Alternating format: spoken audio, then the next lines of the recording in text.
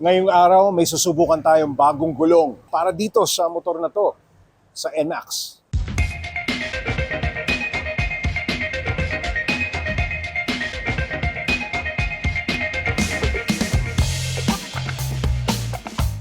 Isa na marahil sa pinaka-hardworking na pyesa ng mga motorsiklo natin ay ang ating mga gulong. Hindi rin pwede basta-bastang gulong ang gagamitin natin dahil kung hindi ka pihikan sa ikakabit mong rubber tires, malalagay sa alanganin ang safety mo at performance mo sa pag-ride. Bakit nga ba mahalaga na maging maayos ang mga gulong natin para sa isang ligtas at maayos na biyahe? Ang ating mga motor, lalo na ang mga low displacement automatic scooters, ay may makitid lamang na tire patch. Ang tire patch ang tanging contact ng ating mga scooter o motor sa mga kalsadang ating tinatahak. Kapag pudpud o kalbo na ang ating mga gulong, kailangan ng palitan mga yan. Kung may mga signs na crack na siya o may biyak, kailangan na rin bumili ng bagong gulong. Ayan o, kailangan na natin palitan tong gulong na to. Biyak na yun. Kumpara sa mga big bike, mas na-absorb ng mas maliit na diameter ng ating mga gulong ang bawat lubak o sama ng daan. Narito tayo ngayon sa JF Marketing sa Quezon City para kumuha ng pares ng Siat Energy Ride Tires na swak to sa NMAX natin.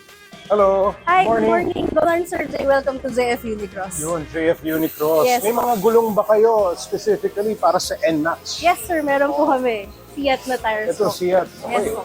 Dahil po galing siya sa India, and as we know, yung India po is, they are very good yung quality nila sa rubber. So, kahit na bago siya sa Philippine market, maganda po yung quality nila. Oh, ano pong reaksyon ng mga riders?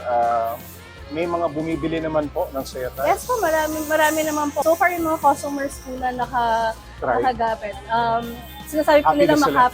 makapit sa daan. Hindi rin po mabilis mapudpod. Yung quality po ng Siat is makakalaban po sa mga other brands po natin ng tires. Yun, kabit Yes. na natin to. Yes po, sir.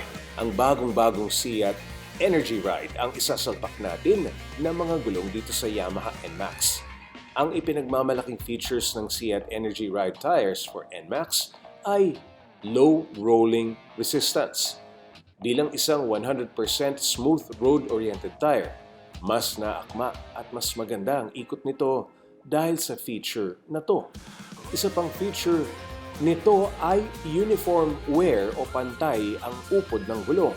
Superior handling at high tire life ang ilan pa sa mga mahalagang feature ng Energy Ride. Okay, subukan na natin ang new shoes ni NMAX. Unang mga andar ko pa lamang ng medyo mabagal sa kalye, ramdam mo na ang pagbabago sa takbo ng NMAX. Mas pino at maganda ang takbo. Nabawasan din ng kaunti ang vibrations. Bilisan na natin ng kaunti.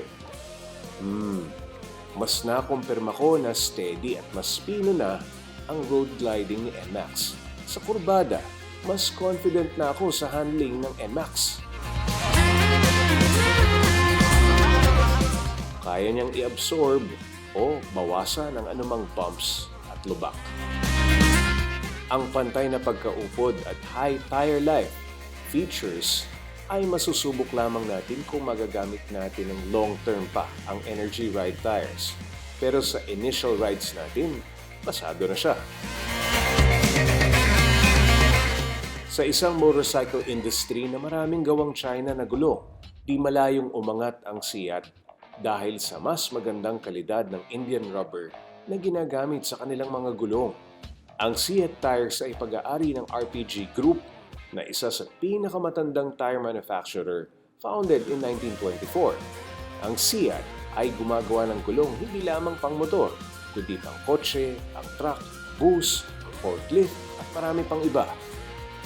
Tinatayang nakagagawa sila ng 165 million tires per year.